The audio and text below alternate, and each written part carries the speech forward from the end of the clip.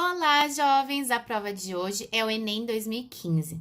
E a primeira questão diz sobre um importante princípio da biologia relacionado à transmissão de caracteres e à embriogênese humana, que foi quebrado com a descoberta do microquimerismo fetal. O microquimerismo é o nome dado ao fenômeno biológico referente a uma pequena população de células ou DNA presente em um indivíduo, mas derivada de um organismo geneticamente distinto. Investigando-se a presença do cromossomo Y, foi revelado que diversos tecidos de mulheres continham células masculinas. A análise do histórico médico revelou uma correlação extremamente curiosa. Apenas as mulheres que antes tiveram filhos homens apresentaram microquimerismo masculino. Essa correlação levou à interpretação de que existe uma troca natural entre células do feto e células maternas durante a gravidez. O princípio contestado com essa descoberta, relacionado ao desenvolvimento do corpo humano, é o de que a questão, ela contesta o quê? A ideia da transmissão de caracteres hereditários, que nós não temos células unicamente herdadas do zigoto original, ou seja, espermatozoide que fecundou o óvulo e aqui originou o embrião que sofreu diversas mitoses até formar o nosso organismo. Encontramos células diferentes dentro de organismos de mulheres que já tiveram filhos homens. O exercício não contesta o fenótipo relacionado ao meio ambiente, não contesta a dominância genética, nem as mutações genéticas e nem cita o fato das mitocôndrias e o DNA serem provenientes do gameta materno.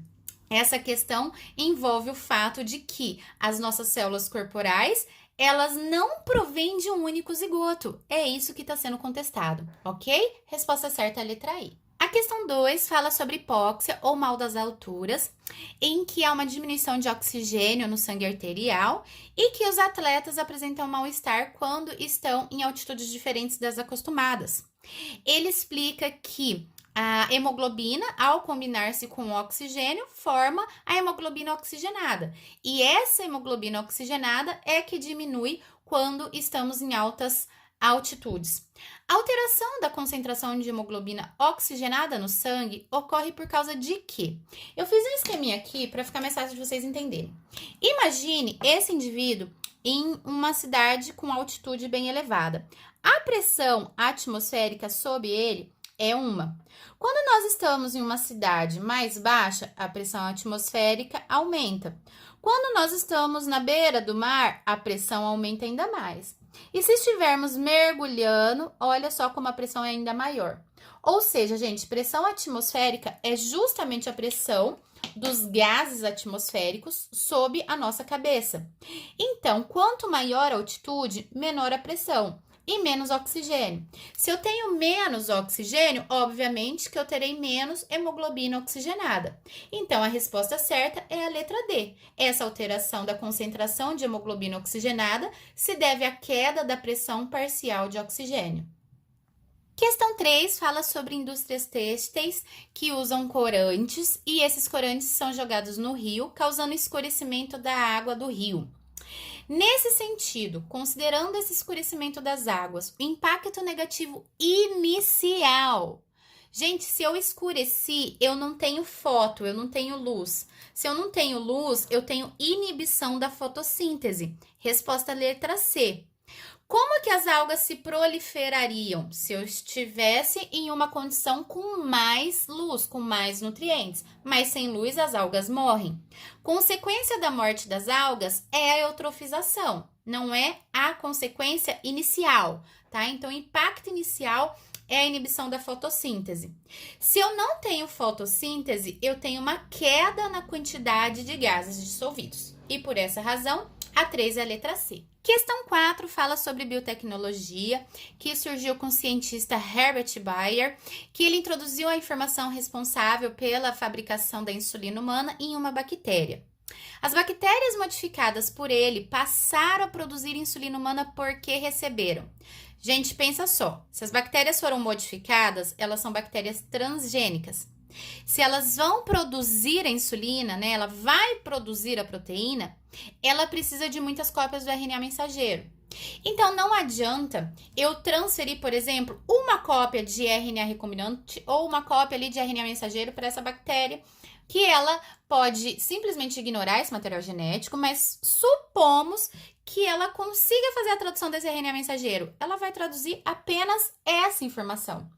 Para eu ter uma produção de insulina, ou seja, uma produção de uma proteína recombinante, eu preciso ter muitas cópias, muitas cópias. E é por isso que a transgenia gênica, ela envolve a transferência de genes. Eu incorporo o DNA nessa bactéria, esse DNA codificante da insulina humana vai ser reconhecido por essa bactéria, ela vai produzir muitas, milhares de cópias, aí ela vai fazer a transcrição produzindo RNA mensageiro e depois a produção de proteína, tá bom? Resposta certa, letra A. Questão 5 fala da febre amarela e da dengue, que ambas são causadas por vírus do grupo do arbovírus, do gênero Flavivírus, mas que somente existem vacinas no Brasil para a febre amarela e nenhuma vacina efetiva para a dengue. Esse fato pode ser atribuído a maior taxa de mutação do vírus da febre amarela? Não, né? Ao contrário. O vírus da dengue sofre mutação maior. É justamente isso que está falando na B. Quando o exercício traz pra gente alta variabilidade antigênica do vírus da dengue, quer dizer que ele tem uma alta taxa de mutação, certinho. A C fala que existe uma menor adaptação ao vírus da dengue à população humana. Nossa, nós temos vários subtipos de vírus da dengue, né? Então, existe uma adaptação de fato comprovada muito alta. Presença de 2 tipos de ácidos nucleicos no vírus da dengue, tá errado. O único vírus que tem RNA e DNA junto é o citomegalovírus, tá? Anota essa dica aí, é o único que nós sabemos até hoje. E a E fala em baixa capacidade de indução de resposta imunológica pelo vírus da dengue. Gente, quem pega dengue, normalmente tipo 1, não pega mais a tipo 1, ela pega a tipo 2. Isso indica que nós temos uma alta capacidade de indução de resposta imunológica, certo? O nosso corpo, ele consegue produzir os anticorpos contra aquele subtipo que a gente já adquiriu em uma infecção anterior. E é por essa razão que aí tá errada. Então, a 5, a resposta certa é a letra B. A 6 fala que os anfíbios representam o primeiro grupo de vertebrados que conquistou o ambiente terrestre, mas que apesar disso, eles ainda ficam restritos a ambientes úmidos ou aquáticos. A questão quer saber o porquê. Qual característica que faz com que os anfíbios ainda sejam dependentes do ambiente úmido ou aquático?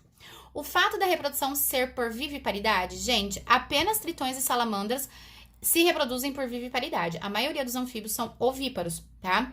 O fato da respiração pulmonar acontecer nos adultos, isso aqui tá certo, é uma característica certa, mas isso aqui não justifica a dependência do ambiente aquático.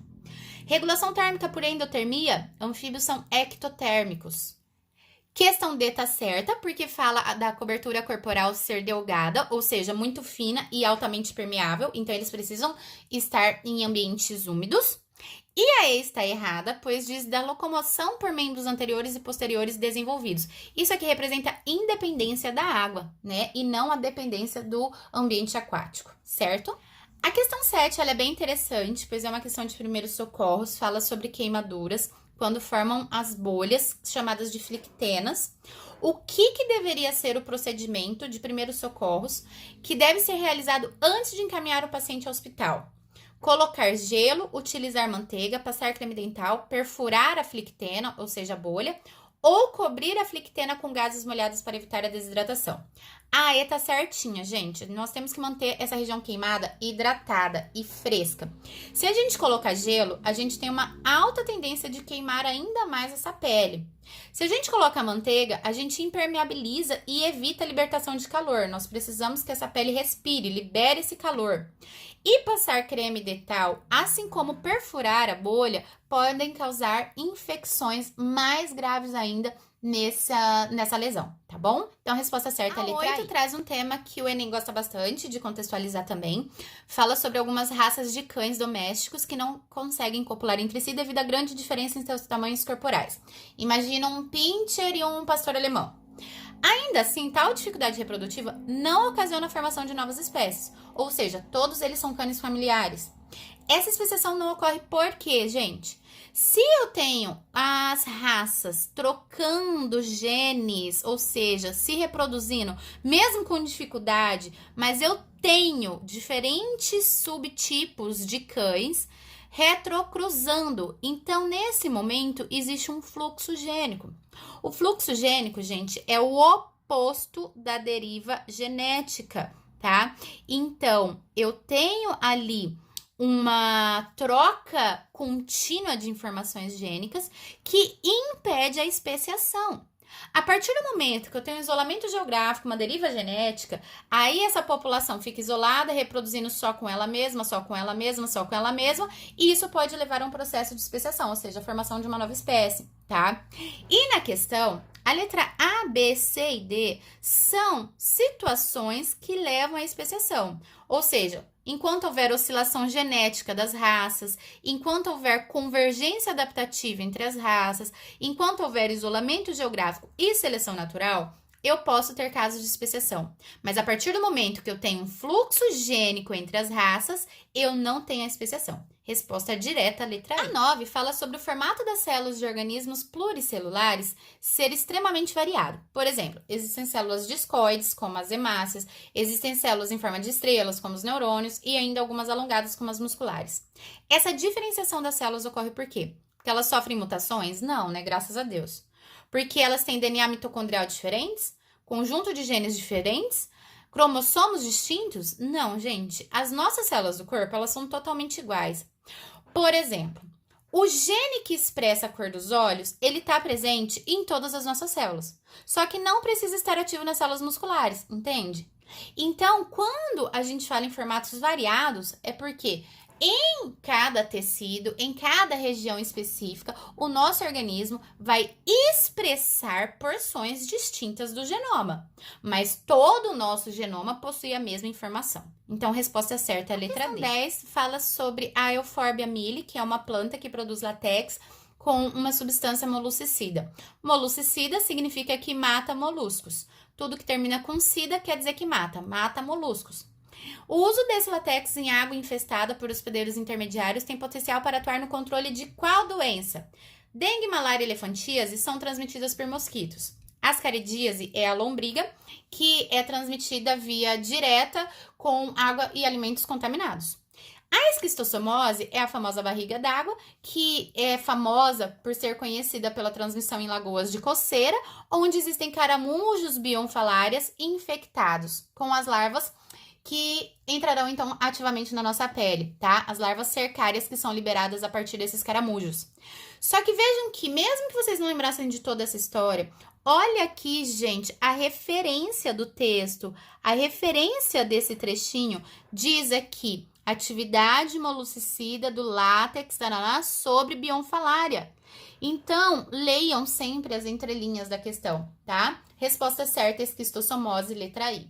Questão 11, uma questão muito legal, fala sobre cariotipagem, onde o indivíduo normal tem a fórmula 46XX, se for mulher, ou 46XY, se for homem. Uma criança do sexo masculino apresenta o cariótipo 47XY mais 18. Nós sabemos que isso aqui é a síndrome de Edwards, certo?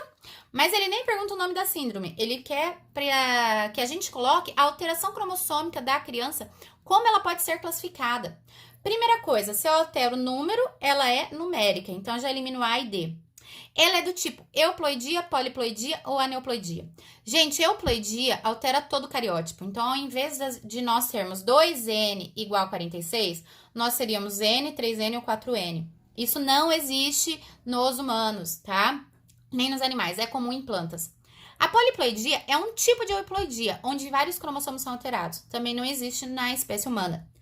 As alterações que nós estudamos, a maioria são do tipo aneuploidia, onde mais um cromossomo é adicionado no nosso cariótipo ou menos um cromossomo é retirado do nosso cariótipo, tá? É isso que simboliza essa fórmula aqui. Então, resposta certa é a letra I. A 12, mais uma questão falando sobre ciclo do nitrogênio. Caiu no Enem de 2014, volta aqui em 2015, volta a aparecer nos outros anos pra gente. Diz que o nitrogênio é essencial para a vida, que o reservatório, né, ele é fixado por organismos livres no solo ou simbiontes com plantas, mas a questão quer saber como animais garantem suas necessidades metabólicas desse elemento.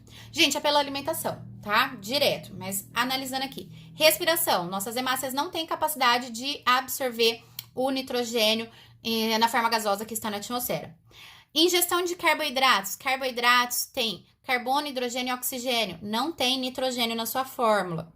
Se falasse ingestão de proteínas, a gente poderia assinalar, tá? Mas carboidratos não. Incorporação de nitritos dissolvidos na água. Quem faz isso são as plantas. Nós não temos a capacidade de absorver nitritos. Nós temos a capacidade de fazer a transferência da matéria orgânica pelas cadeias tróficas, ok? Ou seja, a partir da alimentação. E nós não temos também nenhuma protocooperação com micro-organismos fixadores de nitrogênio, como, por exemplo, as raízes das plantas possuem as bactérias do gênero Rhizobium, né? Não são todas as plantas, tá? Só as leguminosas que tem essa protocooperação, fazendo então aí uma relação simbiótica. Nós não temos essa relação e é por isso que aí tá errada. 12, a letra D está certa. A questão 13 é uma questão linda sobre citologia. Fala sobre síntese e endereçamento de proteínas, que eles fizeram estudos com aminoácidos radioativos para ver aonde nós teríamos mais aminoácidos, menos aminoácidos no decorrer de toda a cadeia produtiva e secretora de proteínas. Tá? Então, vejam que o exercício, ele analisa as fases iniciais da produção de proteína, ou seja, a presença de aminoácidos no retículo endoplasmático, a presença de aminoácidos no complexo de Golgi e a presença de aminoácidos nas vesículas de secreção. Eu fiz um esqueminha de uma célula eucarionte aqui só pra gente lembrar. A produção é feita no HER, ou seja, no retículo endoplasmático rugoso, né? Do retículo endoplasmático rugoso, as proteínas, elas são endereçadas para serem empacotadas, armazenadas, amadurecidas, enfim, no Golgi. O Golgi vai secretar a partir das vesículas de secreção. Então, como o gráfico ele apresenta a primeira barrinha, o retículo endoplasmático, a segunda, o Golgi, e a terceira, a vesícula de secreção, nós teríamos que ter, no primeiro momento, nos 5 minutos, o retículo endoplasmático com maior quantidade de aminoácidos. No segundo momento, nos 10 minutos, o complexo de Golgi com maior quantidade. E no terceiro momento, a vesícula de secreção, certo? Porque está sendo produzida e encaminhada para a vesícula. E o único gráfico que traz para a gente essa ideia é a letra C. Maior quantidade de aminoácidos no retículo endoplasmático nos 5 primeiros minutos. Depois, esses aminoácidos vão para o complexo de Golgi e, por fim, são secretados pelas vesículas de secreção. Certinho. A 14, uma questão de fisiologia humana, fala que um grupo de estudantes perdeu-se de seu guia em uma aula de campo, e aí eles ficaram sem água e debaixo de sol, e aí o sistema excretor teve um acréscimo em um dos seus processos funcionais. Nessa situação, o sistema excretor dos estudantes. Gente, se eles estão sem água e debaixo de sol, eles têm que economizar água, certo? Então, eles vão filtrar menos, eles vão produzir menos urina, a urina vai sair com mais ureia, porque tem pouca água, ou seja, é uma urina mais concentrada. As 3 primeiras alternativas falam que aumentou a filtração? Não, diminuiu. Produziu maior volume de urina? Menor. Produziu urina com menos ureia? Com mais ureia. D tá certa, produziu uma urina com maior concentração de sais, perfeita.